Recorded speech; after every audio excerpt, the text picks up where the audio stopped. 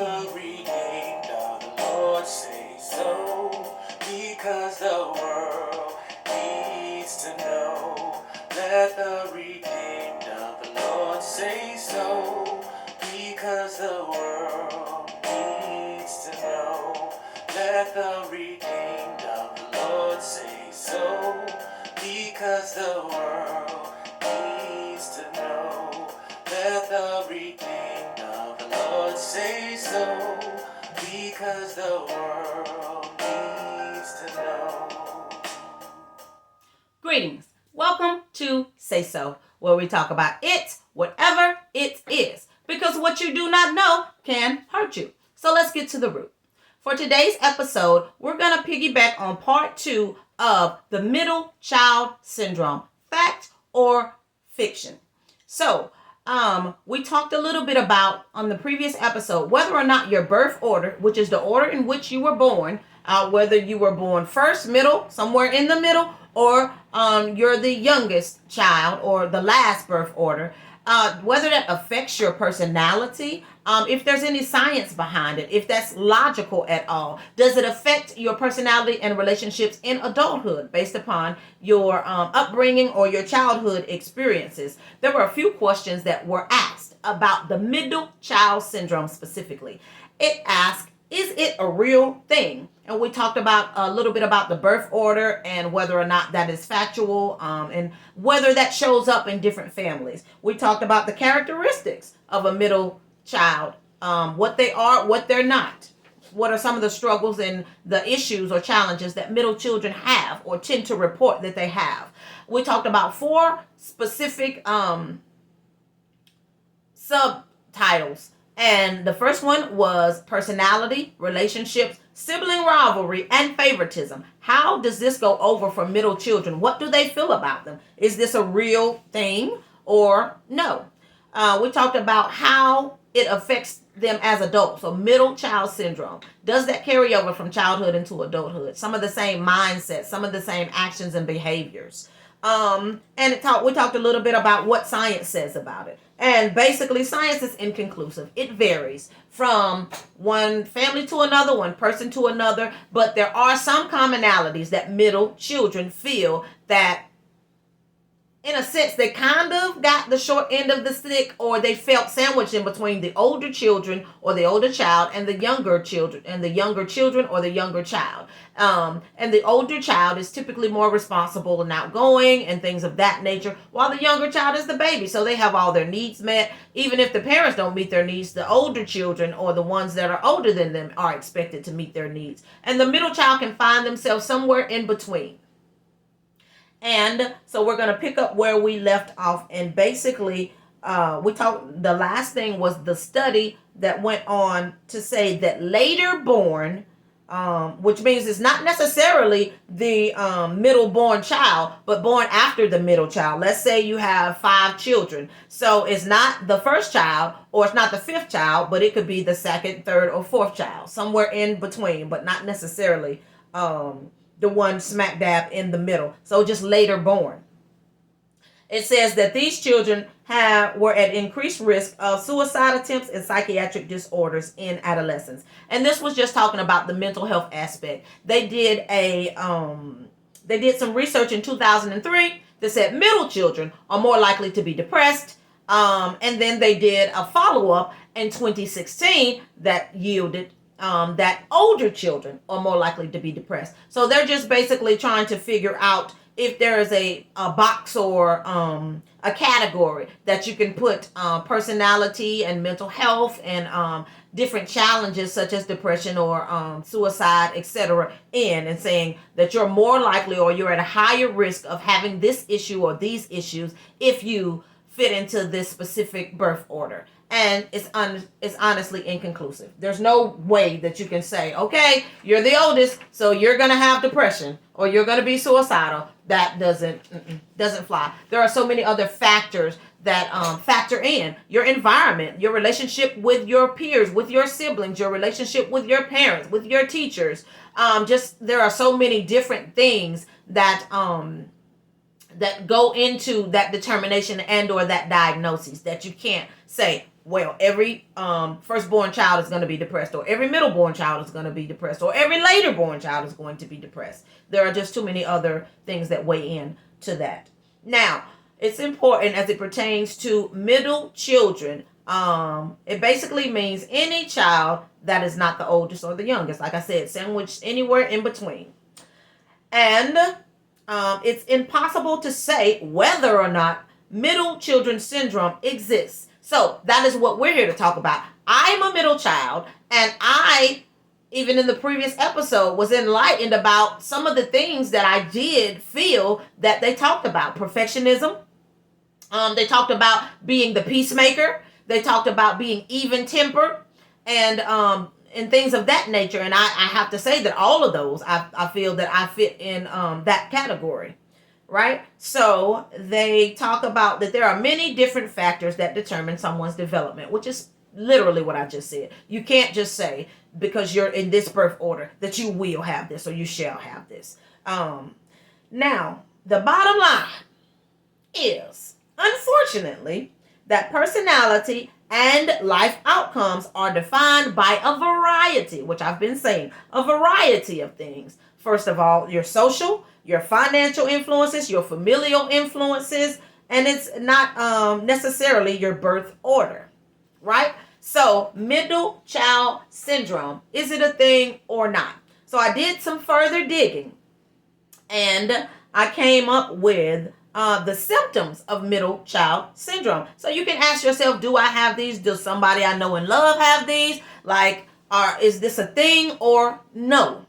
So the symptoms are low self-esteem. The symptoms are feeling or being unworthy.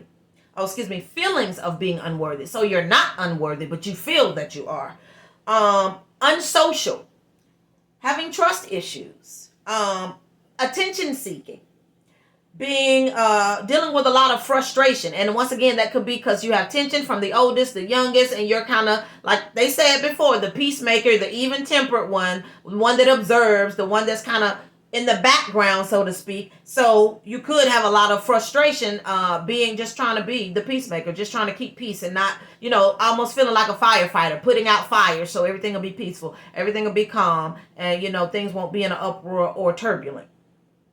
And extreme behavior. So I would say that extreme behavior could go along with what they said previously with attention seeking. You could try to you want to stand out. You want attention. So you're going to do, just sporadic, impulsive things that other people wouldn't even think of doing or would think is outlandish simply because you want attention. Because you may feel that you didn't get that attention that you needed with being the middle child. Now, 6 signs. Ask yourself, do you experience any of these 6 signs of middle child syndrome? Do you almost always feel out of place?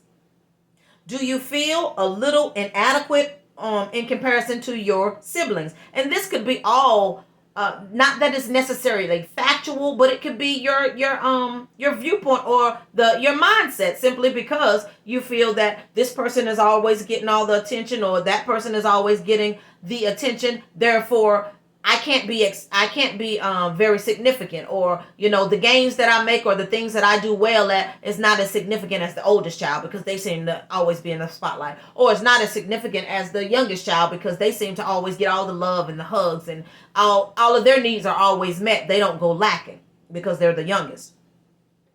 Number 3 is, do you have a way of showing your negative opinion doesn't matter? So basically, and that could deal with the frustration that we talked about. If you feel like your opinion doesn't matter, if you feel like because maybe the older child, they were more vocal or outgoing or whatever, so they trump whatever you say simply because you're the youngest, or you can't tell them nothing because they're the oldest, so they feel like they have all the answers and things of that nature. So those are just some possibilities. Or that your negative opinion doesn't matter. Like, you can't be angry because we got so much going on here. We don't have time for your frustration. We don't have time for your stress. We don't have time for your breakdown. We don't have time for your negativity or what is perceived as negativity, although it may be exactly what's going on or a fact about the situation. Number 4 of 6 is feeling uncomfortable when receiving too much attention. So this is the opposite of one of the previous symptoms that they said, attention seeking and just impulsive behavior or outlandish behavior. So this is, you don't want attention. You want to be, you prefer to be in the back. And I know people like that, and I'm not sure if all of them are middle born children. Some people are just timid by nature, or some people are shy, or something has happened to them that's caused them to recluse and to kind of pull into themselves or into their shell. So these may be some other factors that influence. Number 5 of 6 is mostly exceptional observers. Now, this is something that I said in a previous episode as well. If I'm in a new environment, I observe. I don't say a whole lot or whatever. And basically it's kind of testing the waters to see if it's safe. To see, and it could have to do with trust. If you can trust those that are around you, kind of see what sort of personalities are in the room, what kind of atmosphere is set, if there's any tension or anything in the room. So, like I said, kind of testing the waters. It's like before you get in the swimming pool or whatever, you may put your toe in just to see if the water is hot or if it's cold or if it's a comfortable setting or whatever, just to kind of test the waters. And number 6, that middle-born children, or signs of middle child syndrome, is that you mostly come off as standoffish. And like that was an example, like you're trying to see if it's safe.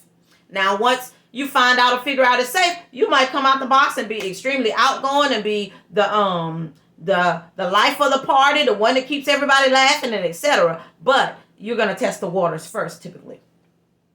And those are just some things. Now, they talk a little bit about first, middle, last, and only child. So these are, once again, the birth orders. They said that the first is usually a natural leader. They're high achievers. They're organized. And as I say these things, is that you? Is that you, or is that not you? Is that you? Or is some of it you and some of it someone else that you know? And does this birth order have any bearing? Is this accurate at all? So they talk about the firstborn, once again, being organized, being on time, knowing it all, being bossy, responsible, an adult pleaser, or obeys the rules.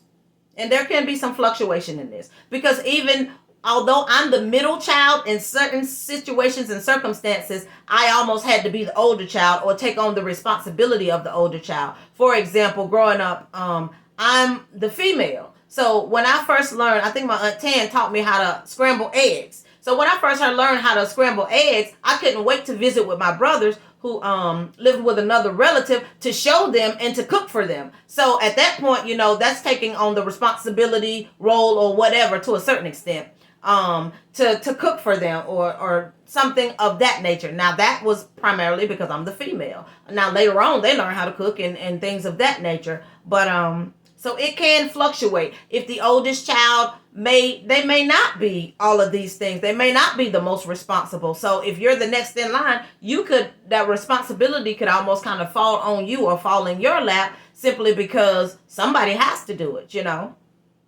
So the middle child is usually flexible, easygoing, social, peacemakers, independent, secretive, may feel that life is unfair, strong negotiators, or generous. Like they give, because typically when you have a big family or there's 3, 4, 5, 6 or more of you guys, you don't get a lot to yourself unless you have, unless your family has financial means to do that and to equally, give to everyone. But if you're in the middle, you understand and know that this is not mine. I need to break a piece and give it to the next person, or I need to, take whatever section or slice is for me and keep the rotation going. So they may be strong negotiators because you feel like I have to prove my point. I have to say why I want this. I can't just say, Mom, Dad, I would like to have this. I have to explain why this is a good investment, why this is a good decision. How will this help me? I have to explain the pros and the cons and make it stick so that there's a possibility that I could get this or have this opportunity. As it pertains to last born children or the youngest, they are usually risk takers. They're usually outgoing, creative, self-centered, financially irresponsible, they say, competitive, bored easily, likes to be pampered, and have a sense of humor. Now, this may or may not be you. It may or may not be true for you or your family. But is there a family that you feel like it is true for? Are there some traits that are kind of mixed? It's not necessarily that the firstborn are all these things and the middleborn and the lastborn are all these things. And this actually also adds on an only child, right? So the only child is close to the parents, clearly, because who else would they be close to? They're the only child. Self-control. Leaders. Do you know any only children? Do they practice self-control all the time? Are they leaders? Are they mature? Are they dependable? Demanding, unforgiving, private, and sensitive. When I think of some only children, sometimes they have a problem sharing because they don't have to share, like they don't have other siblings. Sometimes they don't have to be as mature because typically maturity comes with responsibility. Like being the oldest, that kind of comes along with the position. But when you're the only child, you may not have to be as mature or as responsible simply because you don't have anybody else to take care of. You don't have anybody else that's looking up to you or that's expecting you to perform in this way or this manner and things of that nature. So then they talked about firstborns a little bit more, and I thought about some firstborns from the Bible, right? So firstborns from the Bible, Cain was the firstborn to Adam and Eve. Adam was not necessarily born, so I kind of I put number one. He's just the number one. He may be the only child that was created from the dust of the ground. But Jesus was the firstborn to Mary and Holy Spirit, right? Example of middleborns. I came up with Abel, and then Joseph. And now Joseph wasn't initially the middleborn, but after he was sent to Egypt, sold into slavery and all of that, then he did have a younger sibling, Benjamin, which made him then a middle child because he was the youngest prior to that. As it pertains to lastborns, Seth. So Adam and Eve had three sons: Cain, the oldest; Abel, the middle; and Seth, the third and the youngest. And David was a lastborn because he was one of 8 of Jesse's sons. Now, only child, the only thing that I came up with was Mary, the Virgin Mary, who was Jesus' mother. She was actually an only child. So let's delve a little deeper with these characters in mind and see if they are these things, personality-wise, or even the brief description or things that we know of them from the Bible. And it varies. So, firstborns are usually responsible, motivated, conscientious, which means they're conscious of things, and aware. Controlling, cautious, reliable, perfectionist, achiever, leader, bossy, things of that nature. Now, when I think of when I think of Jesus, of course he was a leader. Of course he was motivated and responsible. He was reliable. So some of these things do. Others could be used a little more for Cain. Maybe perfectionist. He was very upset that the Lord didn't take his gift to the point where he killed his younger brother Abel. Controlling maybe because he's like, you're not going to be better than me, or you're not going to have your gift accepted and mine is not accepted without me doing something about it. Bossy, quite possibly, and things of that nature. So as it pertains to middleborns, Abel and Joseph, do you think or feel, or yourself personally, definitely put yourself in the picture as well, if you're a firstborn, middleborn, lastborn, or only child. Now, do you feel that middleborns feel left out? Are peacemakers? That peacemaker keep coming up. Do you feel that they're social, adaptable? I would assume that they naturally have to be adaptable because once again they're sandwiched in between other children. People pleasers. Can be rebellious. Let's see, independent and go-between. Once again, that's that mediation because you're in the middle. You're not at the top. You're not at the bottom. You're somewhere in the middle. So being the go-between, being the people pleaser, being the peacemaker, etc. make sense for them. So do you feel like Abel was that? Abel, I would assume, was the peacemaker. He probably didn't want no smoke with Cain, but Cain was, angry and all of this stuff and just raging. So I feel like Abel was likely adaptable, ready, ready, willing, and able to adapt. He probably would have even helped Cain to get a better gift or whatever if he came at him the right way, or if that opportunity was presented. Um, Abel had to be somewhat independent because he got his own gift and he knew what to do with it and he presented it. Joseph, some of these things as well. Definitely the peacemaker at the end. Definitely social, independent, and the go-between. He was the go-between when it came to interpreting dreams from God and the dreamer, and giving the interpretation is kind of mediating and going in between.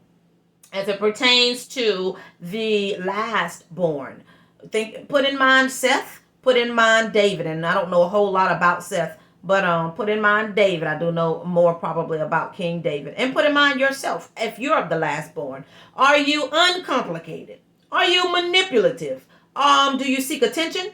Are you self-centered? Are you fun? Are you social? Are you charming? Or are you outgoing? And some of these things we may not be able or willing, ready, willing, and able to admit about ourselves. But if somebody were to describe you being the last born, would they give you some of these things? Not just the positive, glowing things, not just that you're social and you're outgoing and you're not complicated at all, but could there be some manipulation?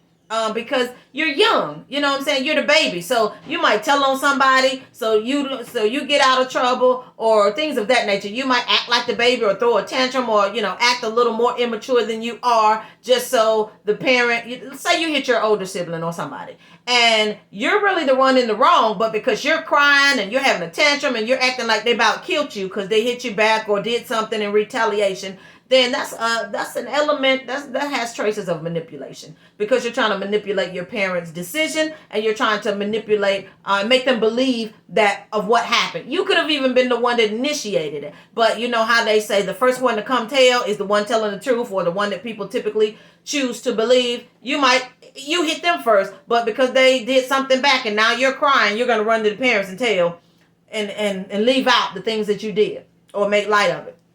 Last but not least, the only child, Mary, and or yourself, if you are an only child. Would you consider yourself that you seek approval? Is approval really important to you? To know that you did well on that project, to know that you did well in your grades, to know that you did well cleaning up your room or picking up your toys or whatever, or eating all of your food. As an only child, are you sensitive?